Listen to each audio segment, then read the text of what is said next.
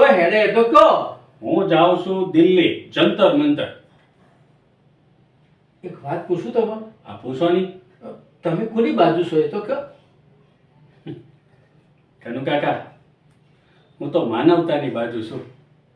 તમને ખબર છે દિલ્હી હું હાટું જાઉં છું? ના. હું 3 જણાને સલામ ઠોકવા જાઉં છું. પહેલી સલામ એ હંધાય છોકરાઓને કે જેમણે છે ને માર ખાધો પણ કોઈને માર્યા નહીં. એમણે અહિંસાનો રસ્તો દેખાડ્યો ને આપણને કાંઈક શીખવાડ્યું. પહેલી સલામ એમને. બીજી સલામ એમને જેમણે હંધાય છોકરાઓને ખાવાનું દીધું, પાણી દીધું, દવાઓ દીધી, એમના માટે સેવાઓ કરી. એમને બીજી સલામ. અરે ત્રીજી સલામ તમને ખબર છે કોને દેવી છે?